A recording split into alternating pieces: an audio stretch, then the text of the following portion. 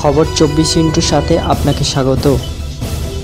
নতুন নতুন খবর জানার জন্য আমাদের চ্যানেলে চোখ রাখুন।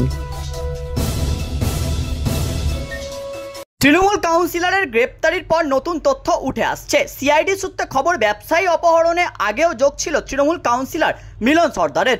আগে একই অপহরণকারীদের দল ওই ব্যবসায়ীকে দুবার অপহরণ করে বলেও খবর। সেই দুবারের অপহরণের কথা জানতেন মিলন, দাবি সূত্রের খবর 2015 সালে বারাসাত পুরসভা 33 নম্বর ওয়ার্ডের কাউন্সিলর হন মিলন সর্দার। আর আগে সোনার দোকানের কারিগর ছিলেন তিনি। কাউন্সিলর হওয়ার পর থেকেই ভোল বদলে যেতে শুরু করে মিলনের।